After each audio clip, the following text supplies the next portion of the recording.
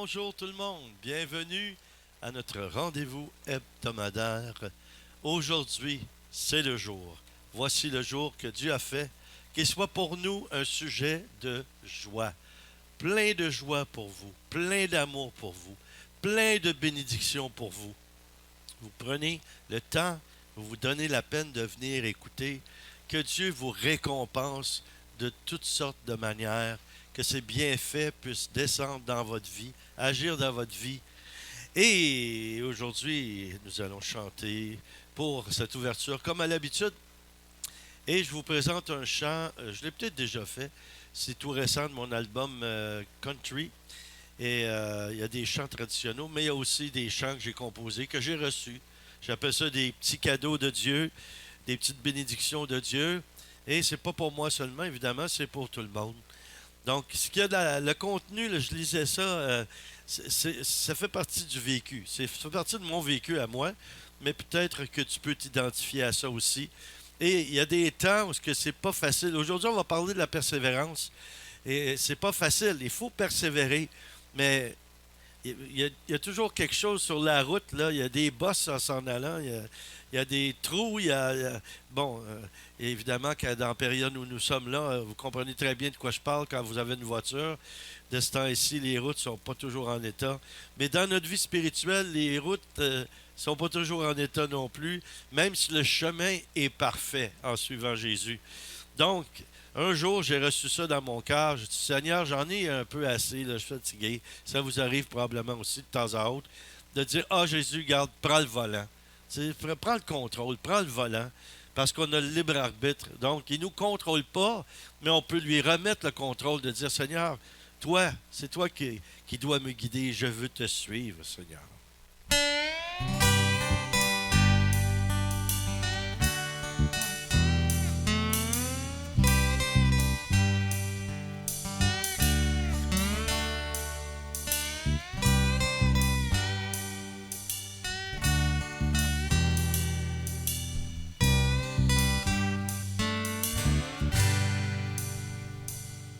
Il y a des jours c'est difficile, où je voudrais abandonner, mais j'ai confiance car j'ai la foi pour continuer. Tout pourrait se mettre à changer, même si les vents semblent contraires. Je peux se mettre à souffler à l'opposé. Jésus prend le volant, Jésus conduit-moi. Jésus pour toujours, tu es là. Jésus prend le volant, Jésus conduis-moi. Jésus pour toujours, tu es là. Il y a des temps où ça fait mal, où j'aimerais bien laisser tomber, mais j'ai quelqu'un qui marche là, à mes côtés, qui vient toujours me consoler, même si la vie est un combat. Je sais que j'aurai la victoire, car il est là. Chante avec moi, Jésus. Jésus prend le volant, oui, conduis-moi. Jésus, conduis-moi. Jésus pour toujours, tu es là. Jésus prend le volant, Jésus, conduis-moi. Jésus pour toujours, tu es là.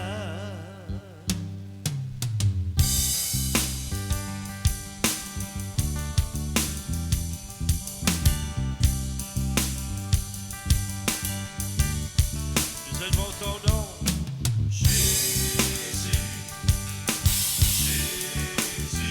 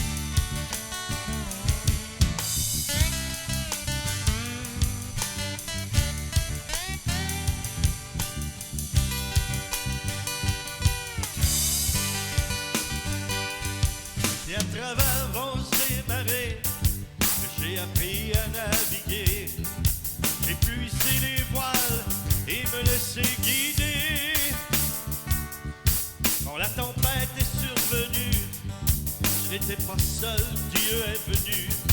Et c'est pourquoi je mets ma vie entre ses mains.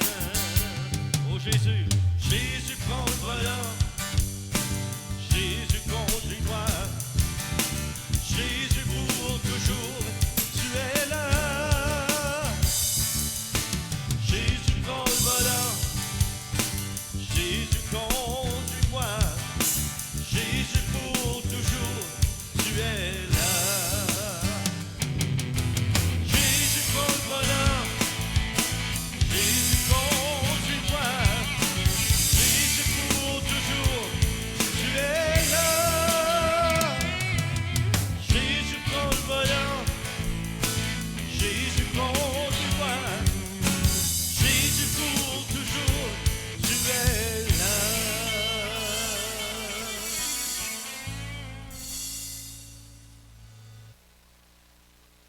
Oh oui, merci Seigneur d'être avec nous. Merci d'être présent avec nous, d'être là Seigneur, de prendre soin de nous. Et aujourd'hui, tu veux nous enseigner la persévérance, tenir bon, tenir ferme dans nos convictions.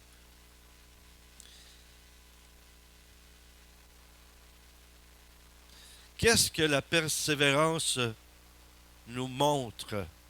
On peut voir dans Néhémie 4, 6. Nous avons rebâti la muraille et toute la muraille fut achevée jusqu'à la moitié de sa grandeur. Oui. Ça veut dire qu'il faut continuer, même si parfois on a l'impression que c'est comme si on pédale dans le vide. Hein? C'est comme si on a l'impression qu'on n'avance pas. Qu'est-ce qu'elle fait aussi? Qu'est-ce que ça fait aussi la persévérance dans notre vie? C'est qu'elle nous témoigne d'un engagement authentique. Quand tu es persévérant, tu deviens un témoignage d'authenticité. C'est pas seulement dire « Ah, je suis le Seigneur, je suis avec lui », mais tu t'impliques, tu es engagé, tu es dans une alliance avec lui. Puis la reconstruction du mur de la ville, dans Néhémie, ce qu'on vient de lire, a progressé vite à cause de la consécration des ouvriers et parce qu'ils s'engageaient pour accomplir la tâche que Dieu leur avait mis à cœur. Donc, ils persévéraient, ils continuaient parce qu'ils avaient ça dans leur cœur. Dieu avait mis ça dans leur cœur et ils le faisaient pour Dieu, mais aussi pour le peuple. Donc, ils ont continué, ils se sont consacrés. Ça, c'est ça le mot, consacré. Et ça, vraiment, c'est important quand tu es un croyant, d'être consacré. La Bible dit être mis à part pour certains, mis à part pour le ministère, ce qui veut dire consacré. Et si Dieu vous a appelé à accomplir une tâche, appliquez-vous à l'accomplir jusqu'au bout, même si vous rencontrez de l'opposition et du découragement. La récompense du travail bien fait en vaut la joie, comme un de mes amis, au lieu de dire ça vaut la peine, il dit ça vaut la joie. Ça vaut la peine qui nous mène à la joie. Si on continue, si on persévère, Dieu s'implique aussi. Dieu vient nous encourager. Dans Marc 13, 13, la Bible dit « Vous serez haïs de tous à cause de mon nom, mais celui qui persévérera jusqu'à la fin sera sauvé. » OK, il y a le salut, hein, la grâce, le salut qui nous engage envers Dieu, qui crée une relation avec lui, notre Créateur. Et ça parle d'ici qu'on sera sauvé à la fin. Hein. Celui qui persévère jusqu'à la fin sera sauvé. Et il faut comprendre une chose, que dans cette phrase-là, ce verset-là, ce que ça signifie aussi, c'est que celui qui va toffer, hein, c'est un mot québécois, ça, un anglicisme, celui qui va durer, qui va continuer, va recevoir des récompenses du Seigneur. On ne le fait pas pour ça, mais c'est la nature de Dieu, c'est un donneur, il est l'amour. Et quand il voit quelqu'un qui fait des choses avec passion, consécration et amour, il le bénit. Il va te bénir si tu persévères. La persévérance révèle les vrais croyants. Vous savez, il y a des gens qui s'engagent et puis, j'allais dire un peu à la blague, ils s'engagent puis pas longtemps après, ils dégagent. Ils s'en vont, ils sont pas stables. C'est difficile de bâtir, de construire quelque chose, un ministère ou un service ou qu'importe ce que c'est en Dieu pour bénir le peuple de Dieu, pour prendre soin des non-sauvés. Ça prend de la persévérance, ça prend de l'engagement, ça prend ça demande du temps, ça demande d'énergie, ça prend une partie de notre santé. Parfois, ça prend des biens qu'on a à partager. Pour suivre Jésus, ça exige de la persévérance. Celui qui le suit vraiment est certain de rencontrer de l'opposition et des défis éventuellement. C'est pas si facile que ça, suivre Jésus. Il y a un humoriste québécois qui a dit quelque chose, j'ai trouvé ça drôle. C'était un peu gentil, mais il y avait un fond de vérité. Il a dit comme ça, il a dit Jésus, pour un gars en sandales, là, il est pas mal difficile à suivre. Ben, ça a un certain sens, c'est pas le fait qu'il est en sandales, mais ça voulait nous aider à comprendre. C'est pas si facile de garder la foi, c'est pas si facile que ça de suivre Jésus. C'est un combat, parce qu'on va avoir de l'opposition.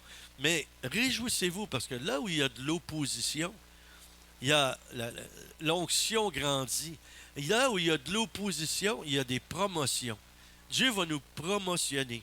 Il va nous encourager. Et les épreuves est ce qui filtre les vrais chrétiens des faux. Quand les épreuves arrivent, souvent, il y en a qui abandonnent. Ils sont dans une assemblée, et là, ça va bien, c'est la lune de miel. Puis après un certain temps, quand ils n'ont pas ou ils ne reçoivent pas ce qu'ils voudraient recevoir, presque exigé des gens qui sont là, mais ils s'en vont à un autre endroit et c'est encore la lune de miel. Mais vivre de lune de miel en lune de miel, c'est magnifique les lunes de miel.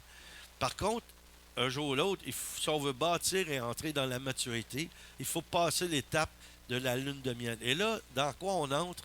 On entre dans parfois des offenses. Donc, il faut pardonner. Et là, ça nous fait maturer, ça nous fait grandir. Quand on persévère, on passe au-delà des épreuves en aimant. Dieu va nous bénir, Dieu va nous donner plus parce que c'est sa nature. Quand je vous dis ça, là, que ce soit des biens ou n'importe quoi d'autre, il y en a qui ont peut-être l'impression qu'ils se disent, ben là, il nous dit toutes sortes de choses que si on fait ci ou on fait ça pour Dieu, on va recevoir des bénédictions, on va recevoir. Ben oui, c'est vrai, c'est ça. Oui, c'est ça. Et il y en a qui pensent, ah ben là moi je vous parle pas tellement souvent d'argent, je pense pas, en tout cas, là. Mais on en a besoin quand même. On a besoin de dons, on a besoin pour accomplir l'œuvre de Dieu. Hein, sinon, je vais faire comme j'ai fait pendant des années. Ça, vous saviez peut-être pas ça. Ça fait 40 quelques années là, que je fais du ministère. Mais les premiers 10-15 ans, là, je prenais de l'argent toujours en fait. Et je le fais encore. Mais je prends de l'argent de ma propre poche pour investir dans l'évangélisation, pour investir dans les produits qu'on fait. Vous savez, tous les CD que je fais ou les livres, je paye ça de ma poche. Et évidemment, oui, je vais récolter, mais tout le temps que je mets, quand vous prenez un CD, vous n'avez pas idée du nombre d'heures et de travail qui a été mis là-dedans. C'est des semaines, c'est des mois, dans toutes les opérations qu'on fait, pour essayer en même temps de sauver de l'argent. Puis aussi essayer de produire le meilleur produit avec les moyens qu'on a. Alors, quelqu'un qui achète un CD, il n'a pas idée de tout le travail qu'il a là, la quantité d'heures qu'il y a là. Je vous donne un ordre d'idée. Juste pour ajuster le son, là, on peut prendre jusqu'à une semaine pour ajuster le son d'une chanson. Alors, quand il y en a une douzaine, multiplié par 12 semaines. Et là, c'est rien, il faut l'enregistrer. Ça prend une période de mois pour enregistrer chaque chanson. Ensuite, il faut transférer ça dans un enregistreur, un studio qui fait exprès pour ça. Après ça, réajuster les sons, ajouter les instruments comme la guitare, la voix, différents instruments comme ça, différentes choses comme ça. Et après ça, il y a tout l'ajustement de ça. Et c'est très, très long et ça demande beaucoup d'heures. C'est pour ça que les artistes dans le monde vont payer, prenez Céline Dion, va payer 200 000 pour faire un album. Moi, ça m'en coûte à peine 5 000. C'est pas beaucoup. Il y en a d'autres chrétiens qui ça leur coûte 30 000 Et ça, après ça, tu n'as pas beaucoup de copies. Là. Et pour rentrer dans ton argent, il faut que tu en vendes. Là. Et le réseau, la quantité qu'on vend dans le milieu chrétien, c'est moindre que la quantité que les artistes vendent dans le monde séculier, malgré qu'ils ont beaucoup de misère de plus en plus quand il y a des téléchargements. D'ailleurs, ceux qui veulent mes albums, vous pouvez tous les recevoir par téléchargement en allant sur ministèrebn.org, sur notre site, dans la boutique. Et là, vous pouvez vous procurer les albums. Bon, en tout cas, je ferme la parenthèse sur ça. Mais c'est rien que pour vous dire que quand on persévère, ça produit quelque chose de bon. Et Dieu nous bénit parce qu'il voit notre action. Surtout si on l'a consulté avant. Ça, c'est une chose qui est primordiale. Quand vous avez un projet, consultez Dieu. C'est avec lui que vous devez travailler. Pas seulement pour lui, mais avec lui. Et les épreuves, c'est ce que je disais, c'est un filtre. Et ça fait un triage de véritables croyants et de moins véritables croyants. L'assurance de notre salut fait en sorte que nous persévérons malgré la persécution.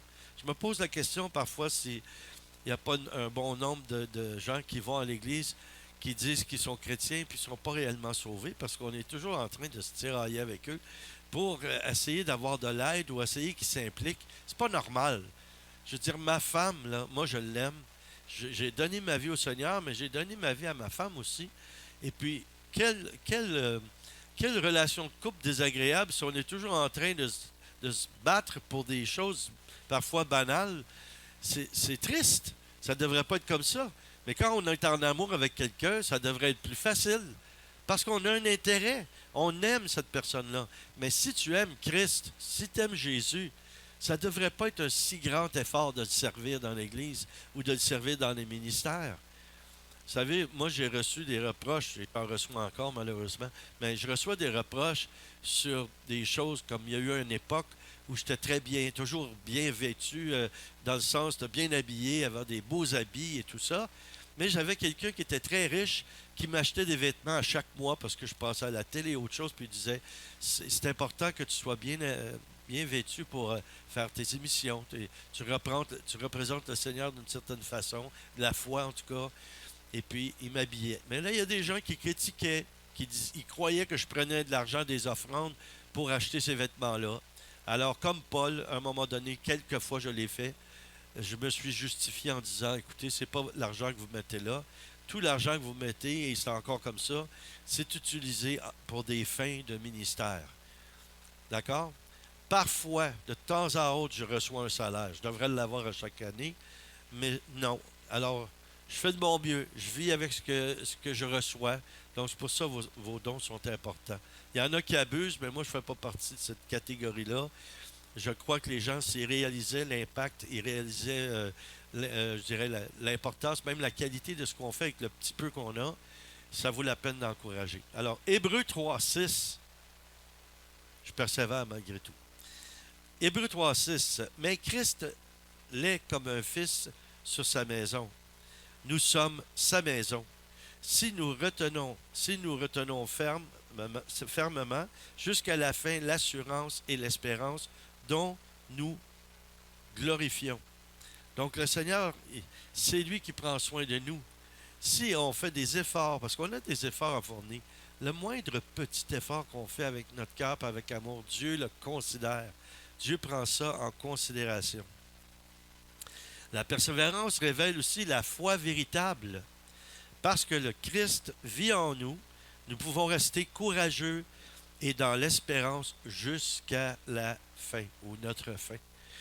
Nous ne sommes pas sauvés en tenant ferme dans la foi, mais notre persévérance témoigne de ce que nous croyons et ce que nous croyons est vrai. Hébreux 3, 14. Car nous avons été rendus participants du Christ, si du moins nous retenons fermement jusqu'à la fin notre assurance première. Hein? Je pense que c'est Pierre, l'apôtre Pierre qui disait, soyez toujours prêts à témoigner de l'espérance qui est en vous. Je pense que c'est Pierre. En tout cas, je ne veux pas vous induire en erreur, mais je l'ai lu là. Je pense que c'est Pierre. Alors, sans la persévérance en notre foi, nous serions facilement balayés par les vents de la tentation, aussi par des faux enseignements ou des persécutions. Donc la persévérance ça nous aide à passer à travers ce type d'attaque, si on veut. On ne passe pas notre temps à être attaqué. En fait, on ne devrait pas, parce qu'on devrait se tenir près de Jésus. Et si on s'approche de lui, l'ennemi va fuir. Une définition de la persévérance. La persévérance, c'est un dépassement au-delà du courage. C'est plus que du courage. Ça prend du courage pour entrer dans ce maintien de la foi ou de ce que dans quoi on s'est engagé. Mais la persévérance, c'est au-delà de ça. C'est un dépassement.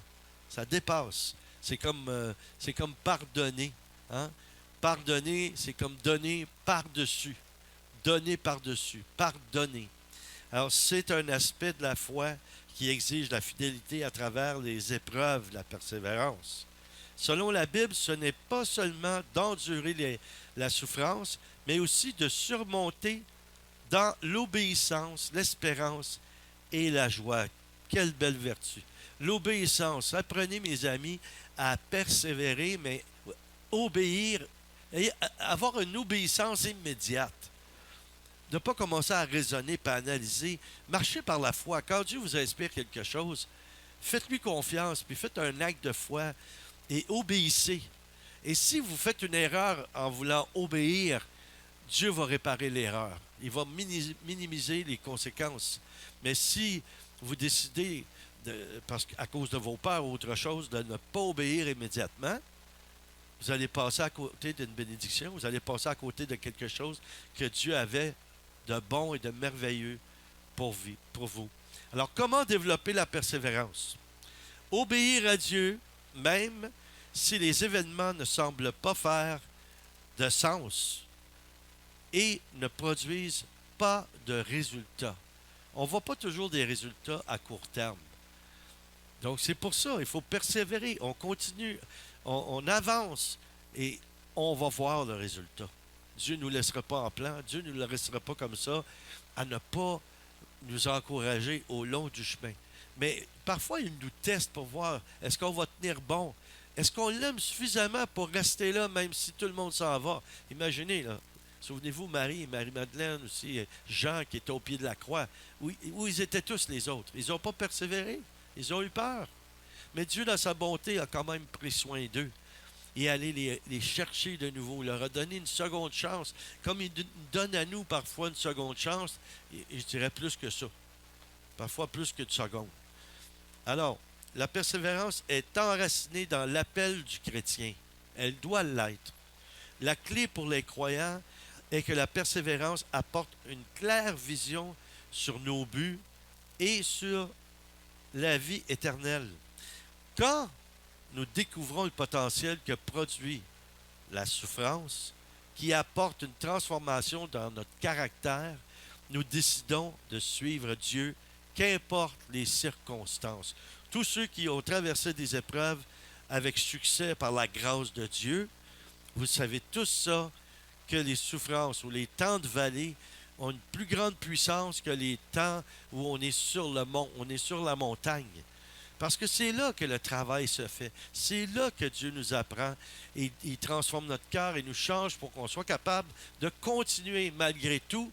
Hein, un peu comme j'ai dit dans le chant, j'ai traversé vents et marées, les tempêtes, tout ça. Mais j'ai su faire le bon combat et c'est pour ça que j'ai la victoire. Nous sommes sauvés par la grâce.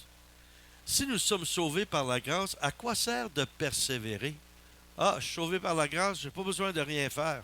Il y a des croyants qui croient ces doctrines-là. C'est totalement faux. Oui, tu es sauvé par la grâce, cadeau gratuit de Dieu, mais par le moyen de la foi, ce qui veut dire qu'ensuite, il faut que tu agisses et que tu rentres dans les plans que Dieu a et ce qu'il a aussi pour toi des œuvres que tu es appelé à pratiquer. Alors oui, c'est un ensemble de choses. La grâce sauve, mais la persévérance fait grandir la foi et apporte la maturité. Jacques 5, 10 et 11. Jacques 5, 10 et 11 déclare « Prenez mes frères pour modèle de souffrance et de patience les prophètes qui ont parlé au nom du Seigneur. Voici, nous disons, bienheureux ceux qui ont tenu ferme. Vous avez entendu parler de la fermeté de Job et vous avez vu la fin que le Seigneur lui accorda. Car le Seigneur est plein de compassion et de miséricorde. En parlant de miséricorde, je suis allé plusieurs fois, à beaucoup d'endroits prêcher. Et il y a eu un temps où j'allais souvent dans des écoles primaires, secondaires, les lycées, tout ça, là, pour les Français. Là. Et puis, je suis allé dans une école primaire, passer une semaine complète. Je rencontrais tous les élèves. Et ils faisaient venir et mettre dans le gymnase ou dans un amphithéâtre tous les jeunes de certains niveaux, de chaque niveau. Et puis, je leur témoignais de ma foi et j'avais une interaction avec eux. Je faisais quelques chants, de la prière. Et un jour, je demande à des enfants de 6e année, est-ce qu'un des enfants ici, vous pourriez me dire, je vais laisser la parole et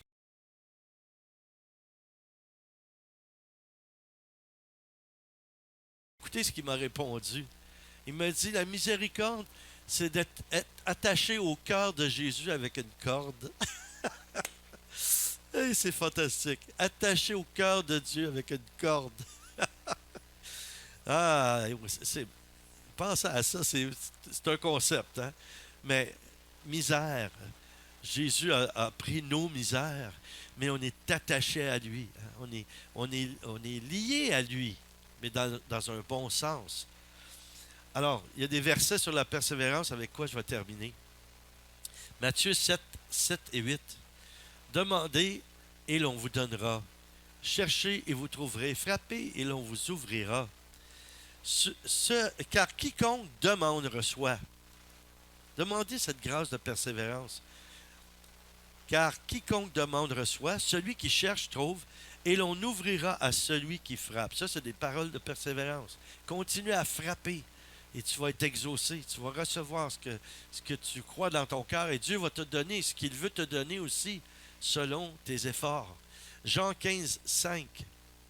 Moi, je suis le cep, vous les sarments. Celui qui demeure en moi, comme moi, en lui, porte beaucoup de fruits, car sans moi, vous ne pouvez rien faire. Donc, on a besoin de sa grâce, mais demandez la sagesse, demandez la persévérance. Apocalypse 3, 20, dernier verset. Voici, je me tiens à la porte et je frappe. Ça, c'est Jésus qui dit ça. Si quelqu'un entend ma voix et ouvre la porte, j'entrerai chez lui, je souperai avec lui et lui avec moi. En terminant, puissions-nous prier et demander au Seigneur d'augmenter en nous cette grâce, de la persévérance.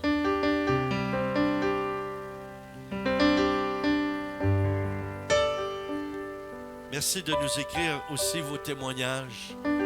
Merci de nous encourager. Merci de nous faire des commentaires pour qu'on puisse améliorer ce qu'on fait. Je persévère. Dites avec moi, je persévère. Jésus, par ta grâce, je persévère. Et je verrai les cieux ouverts. Je persévère. Avec toi, je persévère. Je persévère. Ô Père, je persévère. Jésus, je persévère. Les cieux sont ouverts. Je persévère. Parce que tu es là. Tu es là dans ma vie. J'étends ma main au nom de Jésus et je vous bénis. J'appelle sur vous des bénédictions, des guérisons.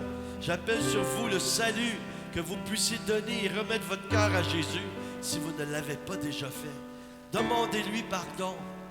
Pardon, Seigneur, pour mes plans que j'ai voulu exécuter, qui n'étaient pas tes plans.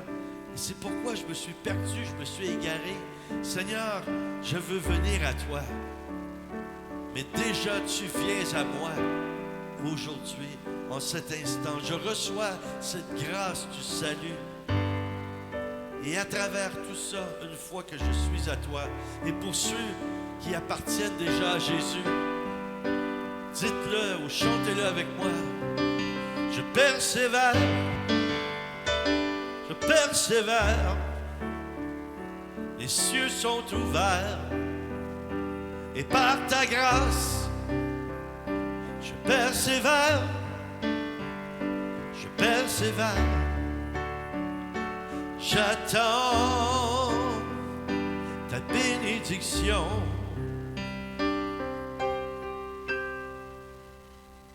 Je persévère. Soyez bénis, à la semaine prochaine.